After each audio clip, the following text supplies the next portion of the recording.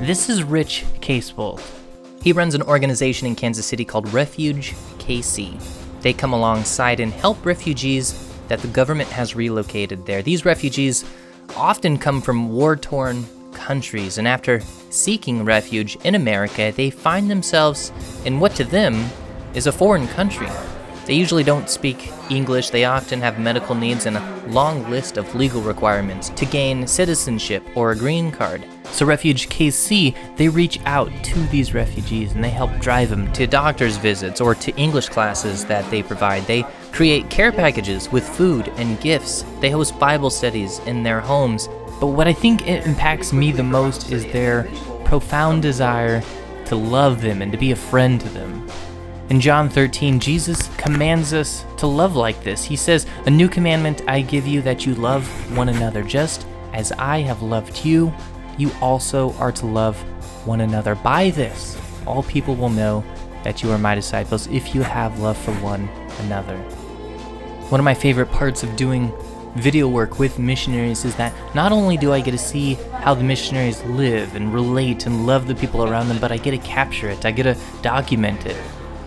Theology and preaching skills are great, and they are definitely needed, but at the heart of things, Jesus tells us to identify ourselves as followers of Him by how we love the people around us.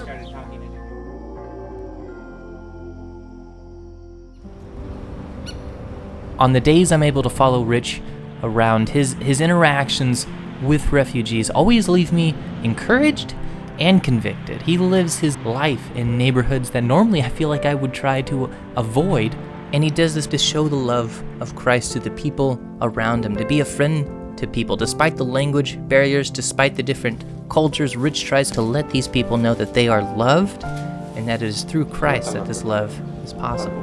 Some of these refugees have experienced things we can't even imagine. This man was fleeing Eritrea, and in trying to get to America, he found himself only being able to get to Brazil, and he had to walk to the border. He said he spent 3 days walking through the rainforest without seeing the sun.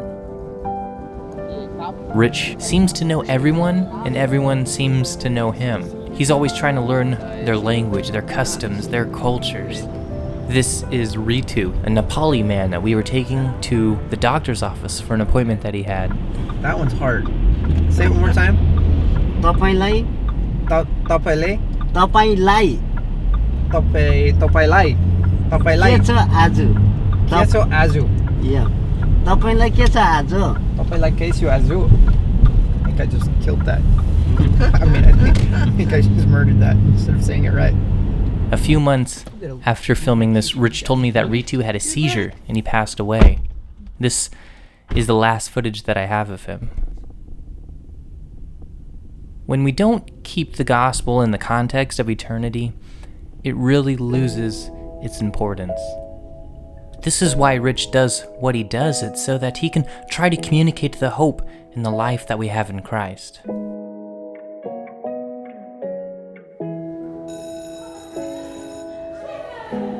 I remember in middle school learning about the great cathedrals of the medieval era, towering structures that reached into the sky.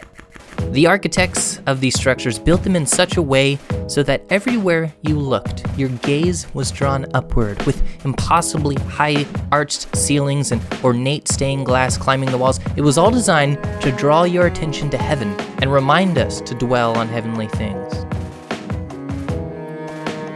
I feel like nature does this in a similar way, right? These breathtaking, awe-inspiring views help remind us how big God is and how much more there is to life than ourselves.